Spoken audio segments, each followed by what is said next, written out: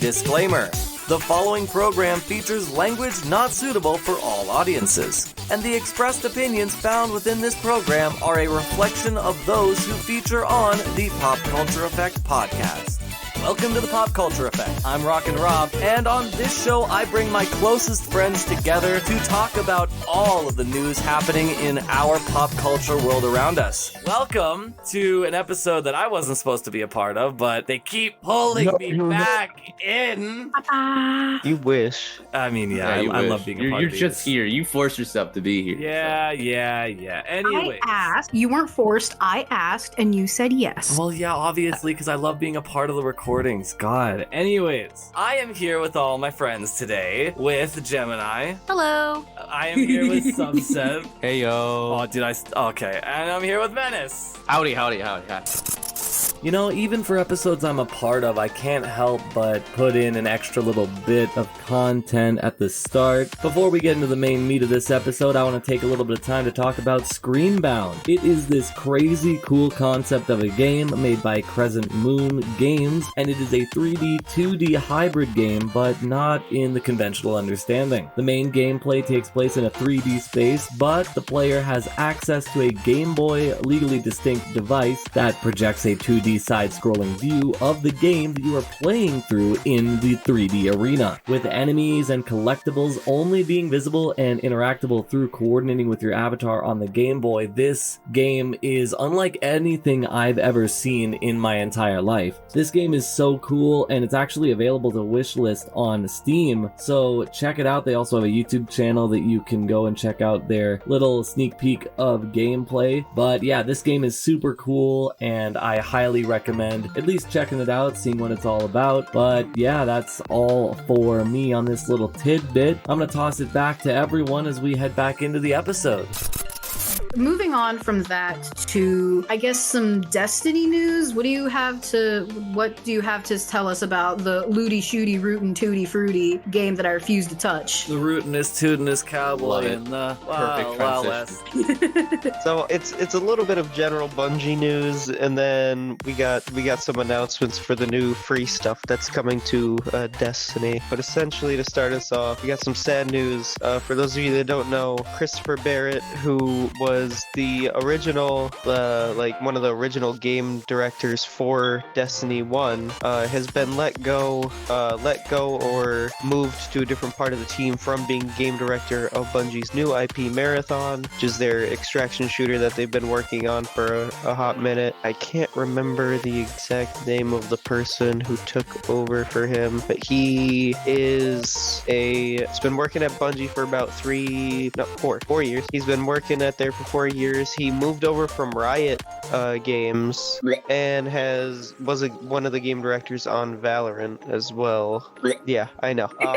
But he's taken over for Christopher Barrett as game director for Marathon, and it's just weird because Christopher Barrett has literally been with Bungie since the beginning. Since he did stuff on Halo 3 with them. So I'm not even sure. Nothing has been really even said on if he was just straight up let go, or if he's just on a different part of the team now. But it's weird, especially with how everything's going on with the Final Shape pre-orders are the lowest they've ever seen for any Destiny expansion. There's talk about another set of layoffs. I know we talked about the Bungie layoffs not too long ago, but there's talk about another set of layoffs having to happen, and that even if they do another set of layoffs, Bungie still wouldn't be able to make projections for what Sony wants to see, and that if the Final Shape doesn't do well, Sony said that they will be taking over Bungie Studios, full workforce takeover. And that's the end of Bungie as a whole. Destiny grew to what it is now. Into a gotcha game.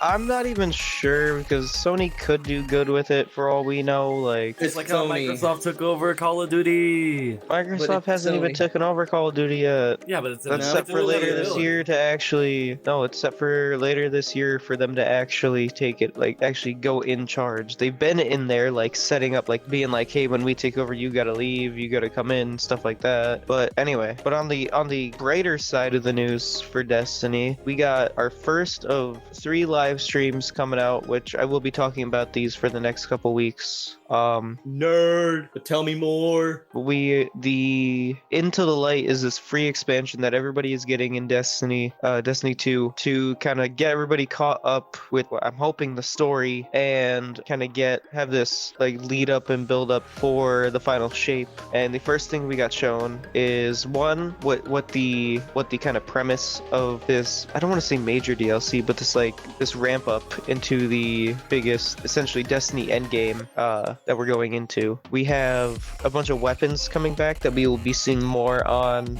Tuesday. There were a bunch of weapons that are being brought back that were deemed too dangerous in Destiny's PvP mode in lore. It says that we're getting new powers that we will be seeing probably in the third stream. And what they showed in this first stream is the new mode, and Destiny's getting its first horde mode called Onslaught. And essentially what is happening is the forces of the Witness, the big bad that we are going after, has gone into the Traveler to enact its evil plans and is sending the full grunt of its forces to try to keep us pinned down while it does its thing. We are fighting in the last city, which we only got to see one map. I do hope that there are other maps set in different parts of the cities, like actual new maps, not just repurposed PvP maps. But take me back to the Cosmodrome. We already went back there, but I want to go back again. I need to see more of Russia. Essentially what it comes down to is you spawn in and you clear a wave of enemies, and then the ADU or Advanced Defense Unit drops down, and it's essentially almost like a tower defense where you have a bunch of waves of enemies coming at you, and you can use your abilities and stuff to kill them. Once you kill them, you get scrap, and the scrap actually builds into you making defenses.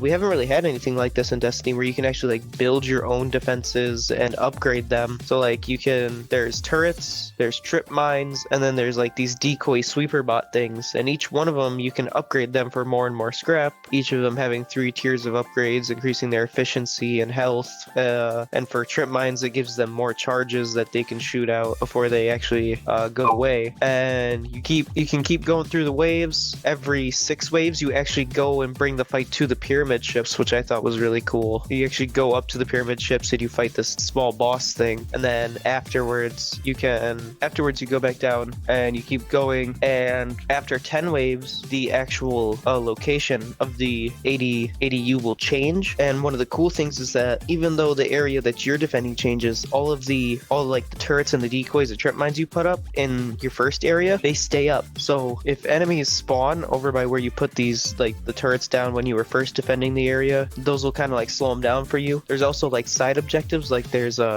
little pyramid slivers that'll show up in the air drawing you away from the Advanced Defense Unit, but if you follow them you'll find like a high value target which will give you a bunch of scrap. There's also little side objectives that when you go and complete them will give you a box that'll refill your ammo and refill like your abilities and stuff like that. And there's actually 3 different versions of this mode. There's the normal playlist mode, which has 10 rounds, and at the end of the 10 rounds you have a boss. There's the normal mode, which I think Bobbert will enjoy. It's 50 rounds, and the difficulty and modifiers increase as the rounds progress. Wait a minute. It's 50 waves of enemies, and you get to build defenses to defend your ADU. Is there perhaps a mystery box where you could cycle for new weapons? No, Bobbert, damn it. The whole thing with weapons is that it's randomized what you get. Well, that's how looter shooters work. But anyway, and then there's a legend difficulty which has champions, even more modifiers to make it more difficult, and there's like surges and other little buffs and debuffs. And they said that even their top players in the company can't make it past round 20 on solo in legend difficulty, and they've challenged the community to become the first to even solo the normal difficulty or solo legend difficulty. But it looks like a lot of fun. It looks like a lot of replayability. I'm excited to see some of the other weapons because we did get to see Midnight Coup, which is one of my favorite hand cannons. We got to see there was another hand cannon that got announced in a promotional art that was really cool looking. It's an old one, but yeah, we'll be seeing more on the different weapons abilities. Stuff like that. I need more. I can already think of possibilities, but the champion port, that's what I'm wondering. How much do they send out to you, and is it going to be similar to some other one? Maybe we're going to get a whole wave of champions. From what I've seen, there are some special waves. Like when they were playing in the gameplay, they got to around like 30 or something, and it was just a wave of cursed thralls, which for those of you that don't know are like an exploding type enemy that just run up to you. But it was an entire wave of just like cursed thralls and then a couple ogres that showed up. Essentially how it works is every 6 rounds, you're gonna go back up to the pyramid, defeat a mini boss. Every 10 rounds, you're gonna defeat a big boss. And after every 10 rounds, you'll get a small chest. For completing all 50 waves on normal, you'll get an extra reward chest at the end, and completing it for legend on all 50 waves, you'll get triple the rewards. And they did say that there are, in the 50 wave version, there are going to be secrets and stuff that you can do, and there are going to be special encounters and stuff that you can find out, that you can find and kind of initiate, that's always the stuff that I'm gonna look for. I was like looking for the secrets and stuff.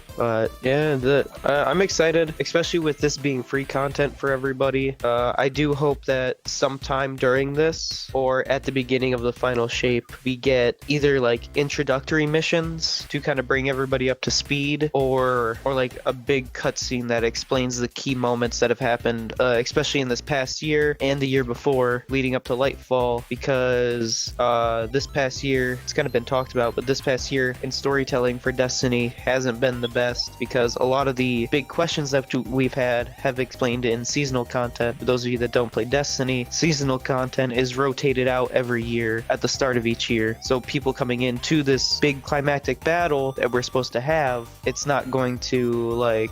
we're not going to be able to really know what's going on if you're just coming into it. But yeah, I feel like I'm rambling now. So no, keep going. Keep not going, really. This is what we need. We need more of this. The only thing we need more of this. there wasn't really much shown on it. Oh, I guess there is one more thing. There were some trollers in the stream that were like, because they were talking about how good the game designer is that was playing, like doing the actual gameplay during the stream. And he even called out, he's like, send me, he's like, I'll send my, someone in the chat said to send his Bungie ID, and he said he would. And apparently they were sending invites and stuff during the stream, and they were sending toxic messages. Oh god. And like slurs on the trying to send it to him during the stream, and they were sending it in stream chat, and they managed to ban there were 2 people that were mainly doing it, and they found their accounts and banned them, but apparently there were like 12 to 15 other people in chat that got their accounts banned because of it. Jesus. Oh, don't be a Fair. But the one thing I'm curious about, putting aside the Destiny 2 Into the Light, Lightfall, Final Shape, blah blah blah, whatever. I'm curious it's about. It's just called Into the Light. I know, but they have like 60 million subtitles now. No, the subtitles are the yearly. Oh right, the chapters. Expansions. There's gonna be even more. There's gonna be. It's gonna. Oh, anyways. No, the episodes are something completely different. That's their new seasonal model.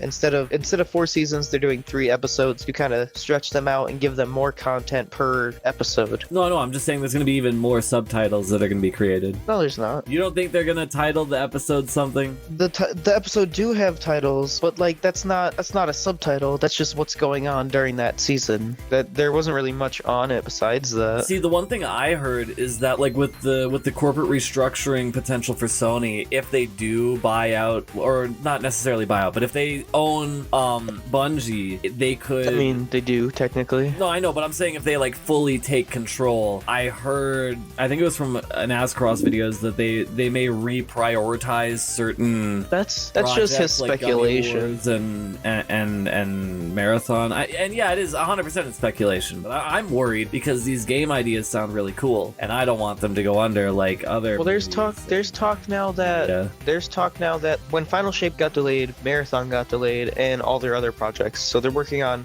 Marathon right now. There's also Gummy Colors Wars? or whatever it's called. Maybe you're... And then there's one that goes under the code name Project Gummy Bear.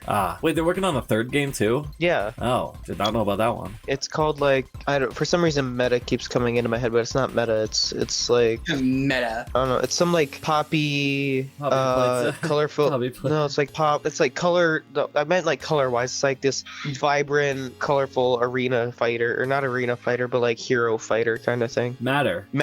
Yes. What's the matter with you? Okay. Nothing, I'm fine. What's the matter with you? Okay. But What's the matter? going from one game franchise to another game franchise that's been going on for far too long. Bobbert, let's talk about Dragon Ball Z. I know, right? It's almost as if I've been talking about Dragon Ball content for like weeks now. I love it. It's great. I get to be my little nerdy self. But we had a recent Dragon Ball Sparking Zero live stream, which I thought was going to be an hour. hour, but it turned out to be 13 minutes. But you bet your ass I'm still going to talk about it. Goku's overrated. I would kind of agree. I mean, I feel like other characters deserve time in the spotlight, like my boy Yamcha. The Great Saiyan Man was the best hero. The Great Saiyan Man. No, the greatest hero in this world is Hercule Satan. He'll never stand for your tricks. But speaking of tricks, so with this game, with the live stream and the gameplay that they showed off all the mechanics that are going to be coming back from the old Budokai Tenkaichi franchise. You got the classic Vanish, the Dragon Rush,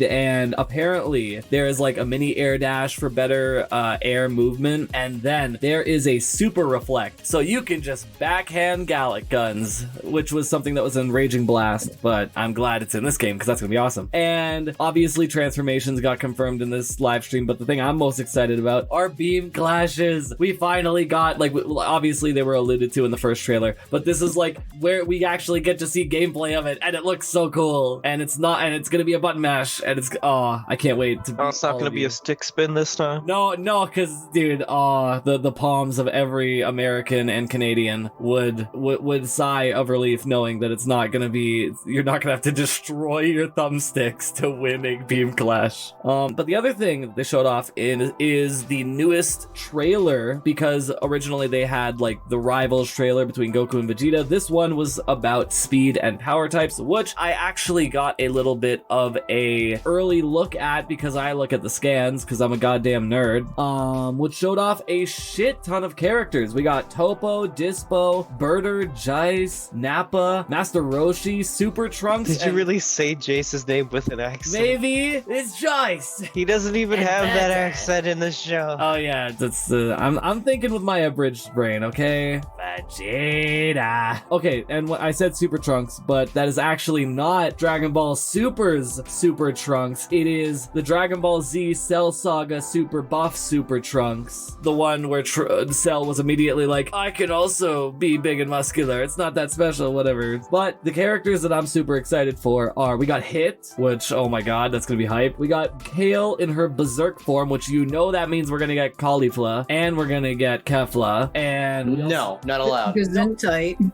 Shut up! I didn't even sneeze. No, what the names? They're it's fine. saying Teflon. names, okay? They're named after Teflon. vegetables. Like, Polyester. They're like aliens. rabbits, Cauliflower. and Gemini, and they are Vegeta. alien. But we You're also an alien. got Cauliflower. cauliflower and Kaba, but we also got Broly finally showing off his legendary Super Saiyan form, which means we'll also get Super Saiyan Blue Gogeta, which hopefully also means we're gonna get the fused Zamasu arc. Basically, I'm getting ahead of myself, but this basically shows off. I am getting ahead of myself because there's one other character that they revealed, which is Kakunsa from the Tournament of Power. She's one of Ribrianne's 3 love girls. That's about the best way I can surmise that.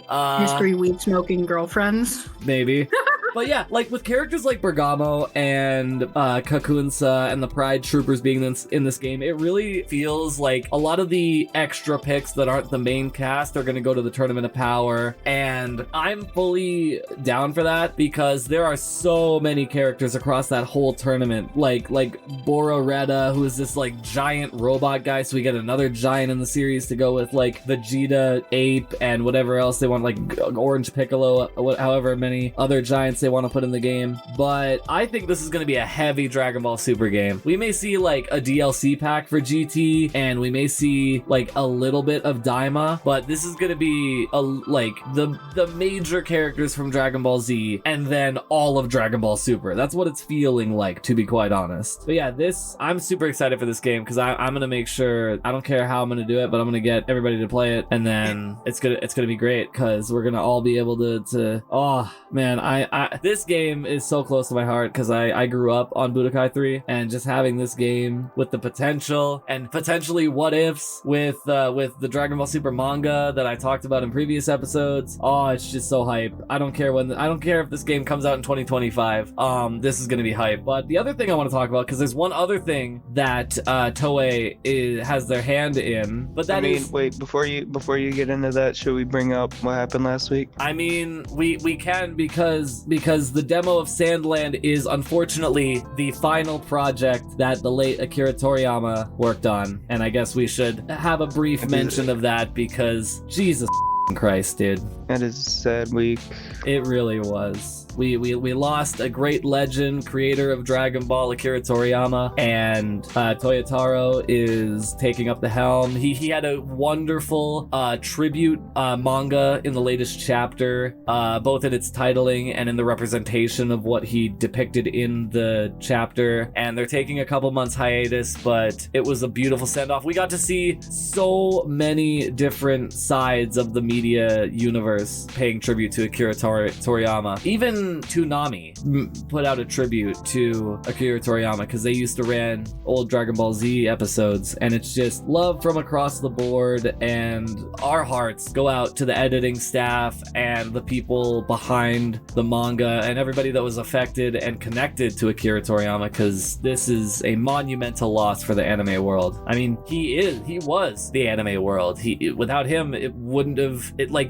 Some people will say that the story of Dragon Ball and Goku was taken inspiration from the Monkey King, but Goku and Dragon Ball literally spawned every anime and manga that we watch and read today, like no question. So it's the effect that Dragon Ball really had as a whole when it first got out made waves within the industry, and it will forever have lasting effects up to now. I mean, hell, here we are, the four of us sitting down talking about the stuff that he had a hand in creating decades ago. Like, we wouldn't see Sparking Zero if it wasn't for Akira Toriyama. Like, I would assume a lot of media of today would be affected. Like, and that's putting aside all the references that other media have taken inspiration from Dragon Ball. Like, like we would be living in a completely different timeline if Dragon Ball never existed. And I'm glad that we got to all grow up with all of these wonderful characters, and we were able to at least be happy with the fact that Akira Toriyama both was able to work on this Sandland that's coming out,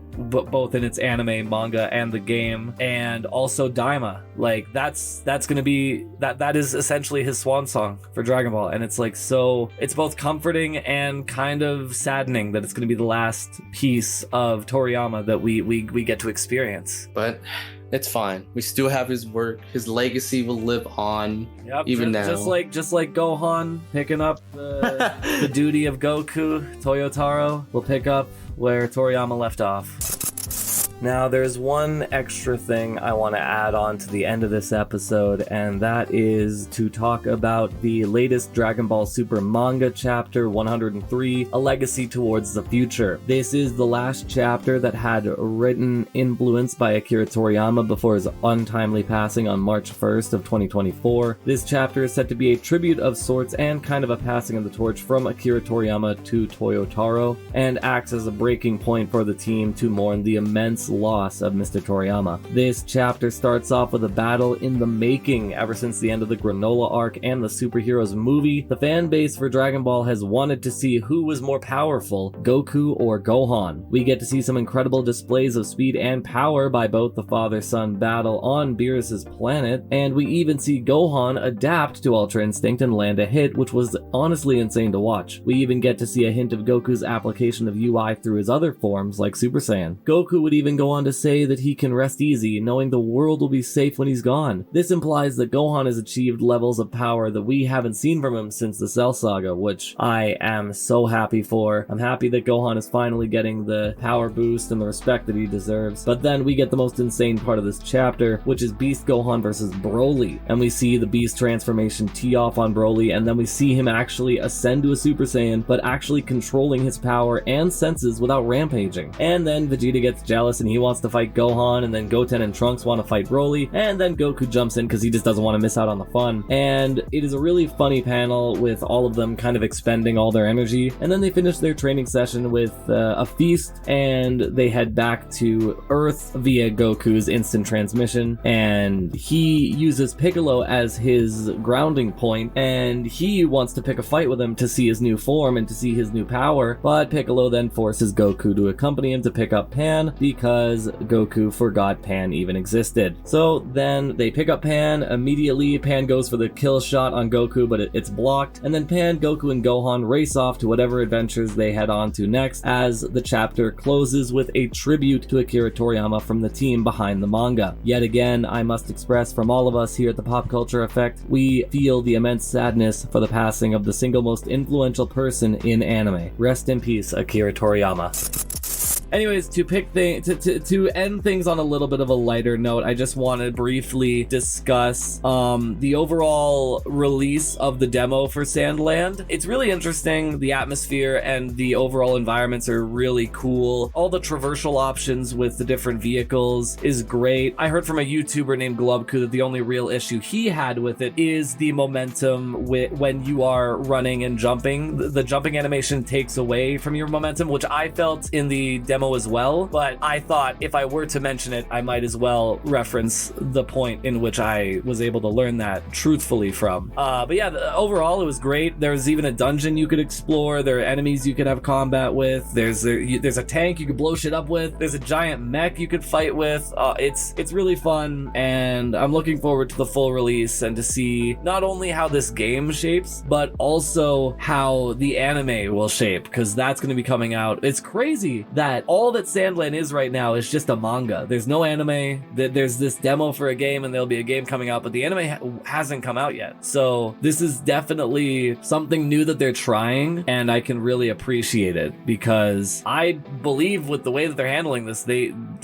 are fully confident that this story is going to do well. And for those of you who don't know, just as a quick reminder, Sandland takes place in a post-apocalyptic Earth, with water becoming the most scarcest of resources, and you have demons, with the main character being Beelzebub, being followed, not really followed, but his two companions are two old guys, and they search for water, and it's like a whole hierarchy where the kings of the land have water, and everybody else is the lower class and they don't get water. But yeah, pretty cool.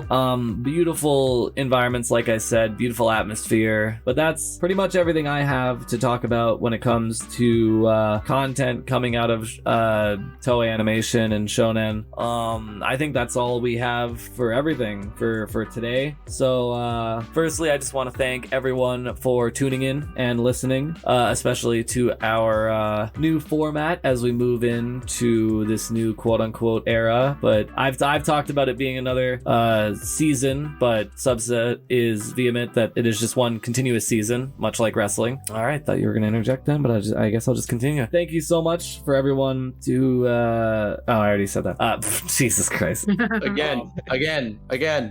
If you're listening on YouTube, make sure to like, comment, and subscribe. For those of you listening on CJSW, check out all the amazing stuff they've got going on. And I'd like to thank all my wonderful friends for taking the time out of their days to talk about all the things we like to talk about, starting with Menace. Oh yeah, always a good time. And Subset. Hey yo. And Gemini. A pleasure as always. This has been our yeah. Get off the stage. Have a great day, everybody. It's been wonderful, and we will all see you in the next one. Farewell. Bye-bye. Hey yo. Bye.